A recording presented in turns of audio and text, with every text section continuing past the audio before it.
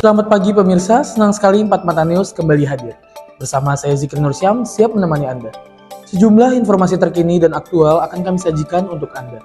Semua telah kami rangkum pada pagi ini. Arus balik Lebaran 2024 masih terpantau padat merayap.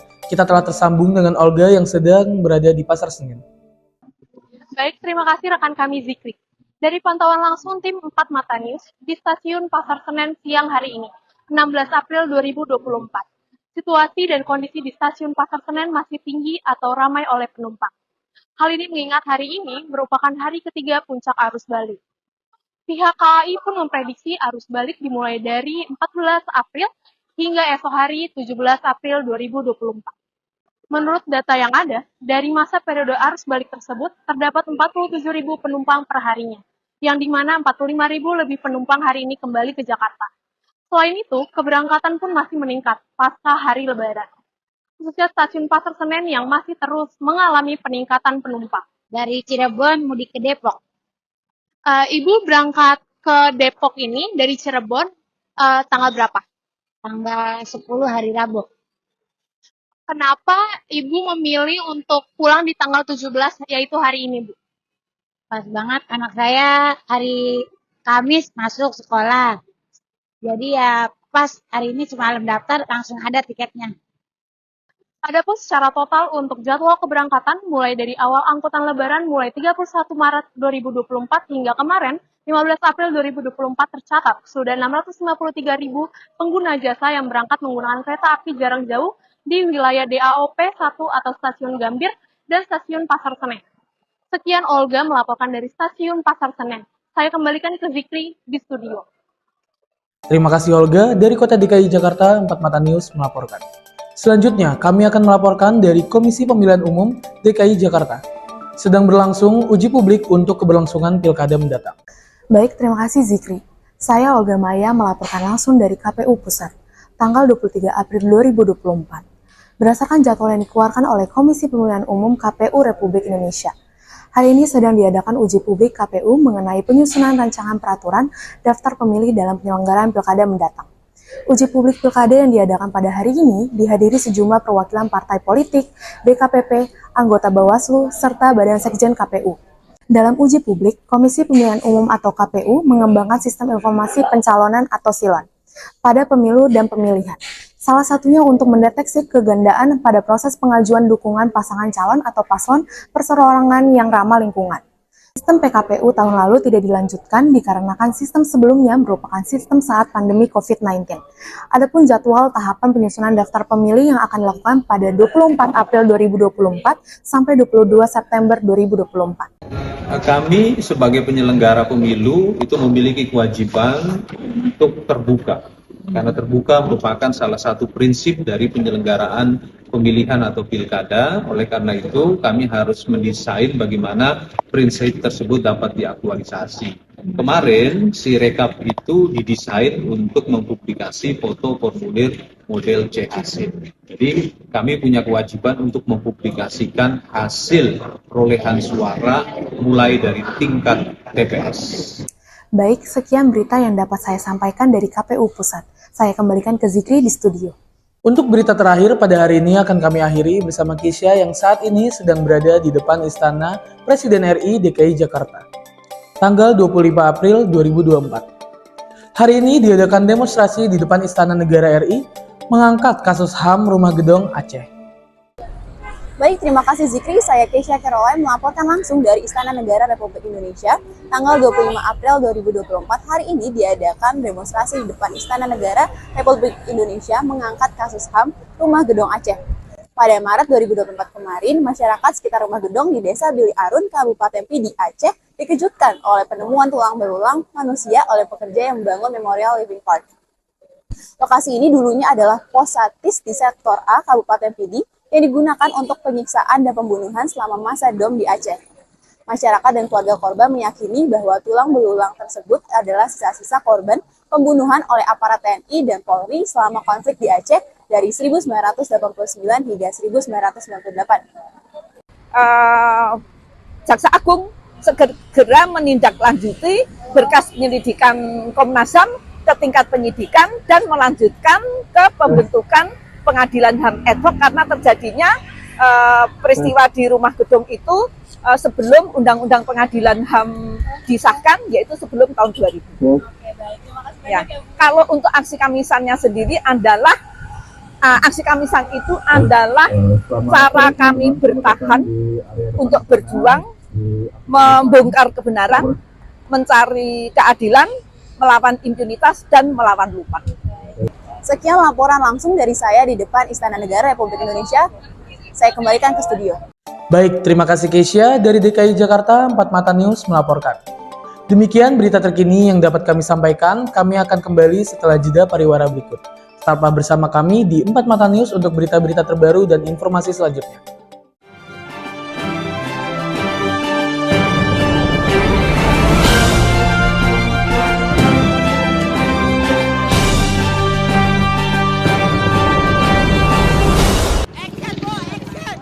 Yang Beb, yuhu. Yang Beb, HL, ada BBQ gak DC? HL, BBQ kanen ha? HL, LISM BBQ gak pe? HL, LGPR ke SM BBQ gak? HL pe, BBQ DC gak? HL?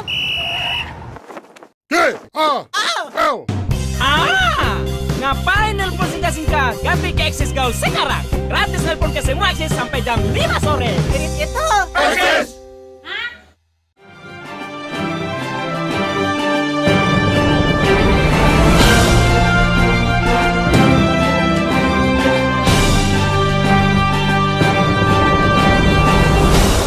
Selamat pagi, kembali lagi dengan 4 Mata News. Saya Zikri Nursyam dan kami menghadirkan sebuah cerita yang menginspirasi tentang keberlanjutan dan kemandirian pangan. Hari ini kita akan menjelajahi fenomena urban farming dan destinasi terbaru yang menjadi sumber inspirasi, yaitu Taman Buaran Citra Lestari yang berlokasi di Cakung, DKI Jakarta.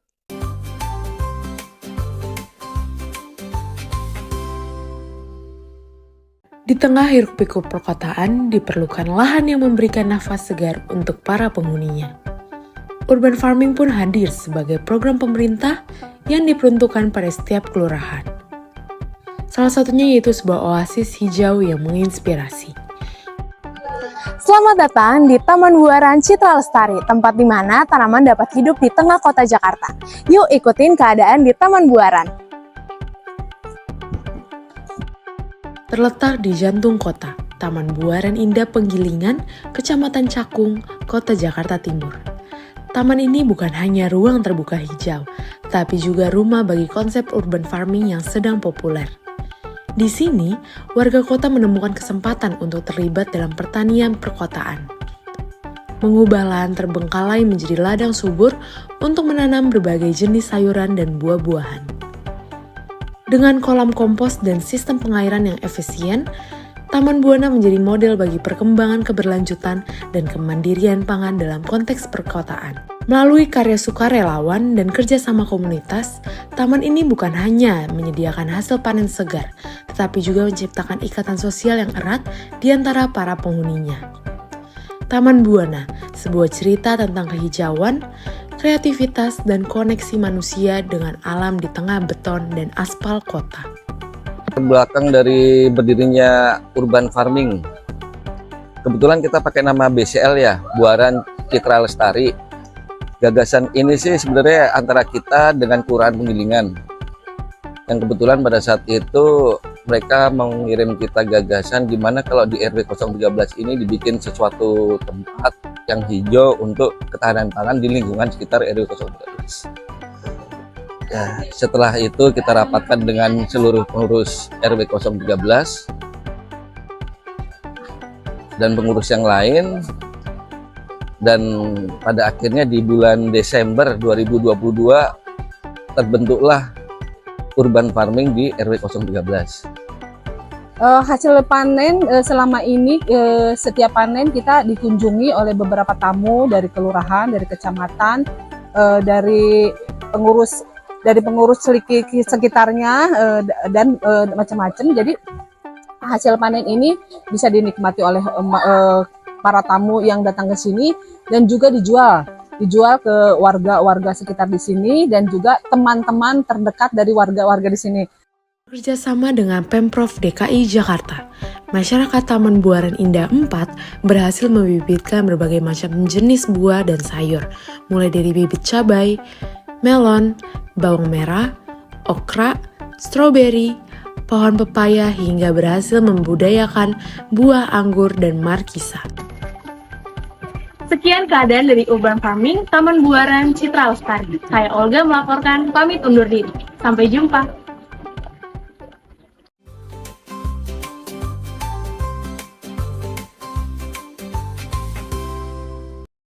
Bagaimana, inspiratif bukan? Taman Buaran Citra Lestari di Cakung bukan hanya sebuah tempat, melainkan juga simbol harapan akan masa depan pangan yang berkelanjutan.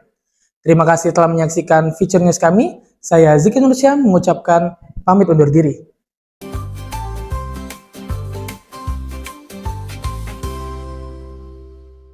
Selamat pagi dan selamat datang kembali ke Empat Mata News. Saya Zikri Nursyam dan kami akan mengawali program hari ini dengan berwisata ke Taman Marga Satwa Ragunan. Dengan keanekaragaman hayati yang memukau dan keindahan alam yang menakjubkan, Taman Marga Satwa Ragunan telah menjadi destinasi favorit bagi para penggemar alam dan keluarga. Mari kita lihat lebih dalam tentang pesona taman ini.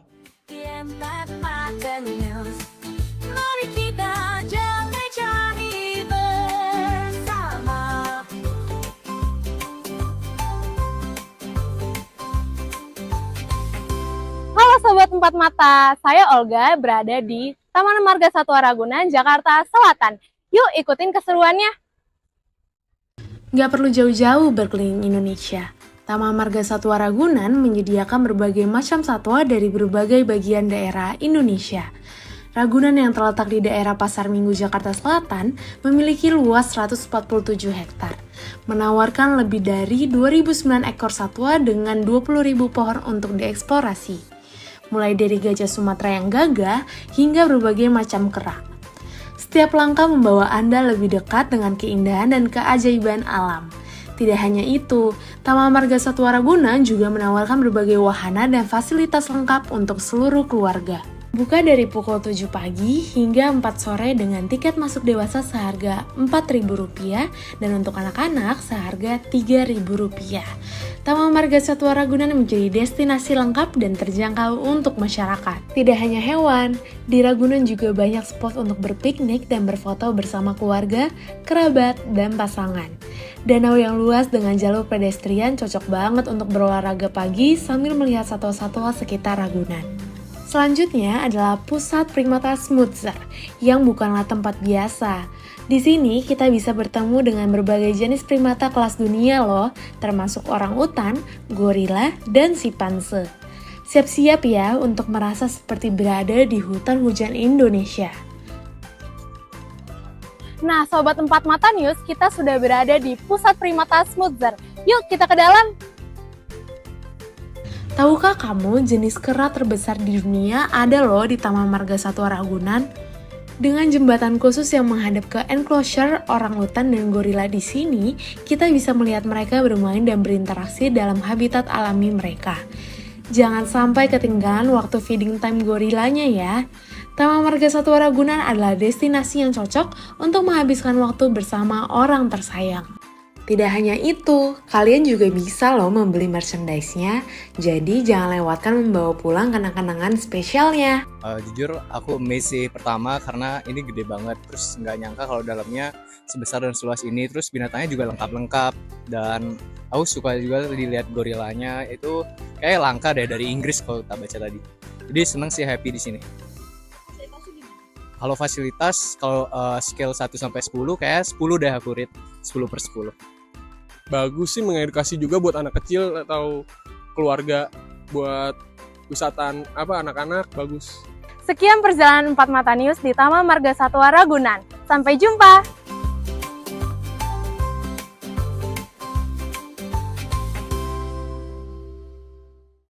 Itulah tadi tujuan wisata kali ini tentang Taman Marga Satwa Ragunan. Tempat di mana kita dapat menyaksikan keajaiban alam dan keanekaragaman hayati yang memukau. Saya Zikri Nursyam mengucapkan terima kasih telah menyaksikan Empat Mata News. Jangan lupa untuk tetap terhubung dengan kami untuk cerita-cerita selanjutnya. Sampai jumpa!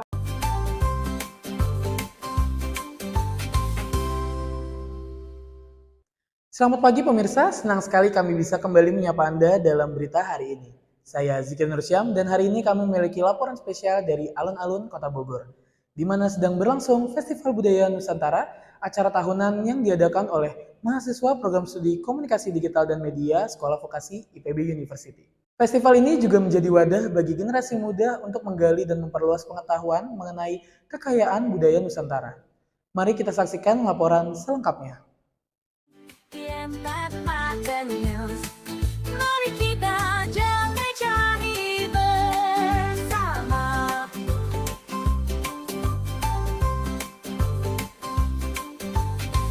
Halo Sobat Empat Mata News, kali ini saya sedang berada di alun-alun Kota Bogor yang sedang melaksanakan Festival Budaya ke-15. Yuk ikutin keseruannya. Festival Budaya Nusantara merupakan acara yang bertujuan untuk memperkuat identitas budaya lokal, mendorong partisipasi masyarakat dalam pelestarian budaya, serta mempromosikan pariwisata budaya di Indonesia. Selain itu, acara ini juga menjadi ajang bagi generasi muda untuk menggali dan memperluas pengetahuan mengenai budaya bangsa.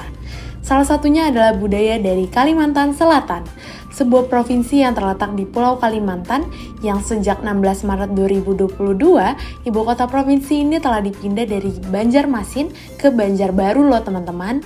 Nah, di Bud Kalimantan Selatan, kita bisa menemukan berbagai ciri khas budaya yang menarik. Di sini kita bisa melihat bingka, cemilan khas Kalimantan Selatan yang terkenal dengan teksturnya yang empuk dan rasanya yang manis gurih. Nah, Sobat Empat Mata News, kita sudah ada berada di depan Bud Kalimantan Selatan. Yuk ikutin ke dalam. Nah, Sobat Empat Mata News, di dalam Bud Kalimantan Selatan menyediakan beberapa makanan khasnya loh. Nah, yang aku pegang ini kue bingka. Terus di sini juga ada soto Banjar dengan es teh yang segar yaitu es teh Banjar. Kalau di rumah adat sendiri kita mengambil dari rumah adat khas Kalimantan Selatan yaitu Bubungan Tinggi. Untuk tarian sendiri ada 3 macam. Yang pertama ada giring-giring, yang kedua ada 7 bidadari, yang terakhir ada tarian kreasi Paris Berantai. Selain kuliner, Kalimantan Selatan juga menampilkan tarian khas, yaitu tarian kreasi Paris Berantai. Tarian ini dilengkapi dengan baju adat khas Kalimantan Selatan, menambah keunikan dan keindahan penampilannya. Tidak hanya itu, di Bud Kalimantan Selatan pengunjung juga bisa melihat replika baju pengantin khas suku Banjar. Festival Budaya Nusantara di alun-alun Kota Bogor ini benar-benar memberikan kesempatan bagi kita untuk lebih mengenal dan mencintai budaya Indonesia yang kaya dan beragam. Jangan lewatkan kesempatan untuk mengunjungi festival ini dan belajar lebih banyak tentang warisan budaya kita. Untuk hari ini seru banget sih karena lihat penampilan dari anak-anak KMN-nya kayak niat-niat banget, terus dari stand-standnya juga, terus dari acara-acara penampilan juga udah wah keren banget sih.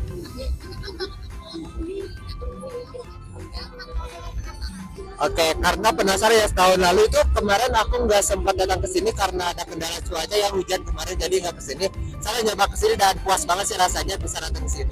Sekian melaporkan dari Festival Budaya di alun-alun Kota Bogor. Sampai jumpa di Festival Budaya tahun depan. Saya Olga Maya, pamit undur diri.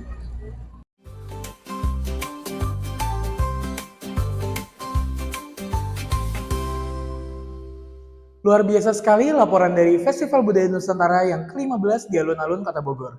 Kita bisa melihat betapa kaya dan beragamnya budaya Indonesia, khususnya dari Kalimantan Selatan yang ditampilkan sangat menarik. Mulai dari kue tradisional bingka yang menggoda selera, hingga tarian kreasi Paris Berantai yang memukau. Festival seperti ini memang penting untuk terus dilaksanakan agar generasi muda kita dapat lebih mengenal dan mencintai budaya bangsa. Terima kasih kepada Olga Maya atas liputannya. Demikian berita hari ini. Saya Zikri Nursyam. Sampai jumpa.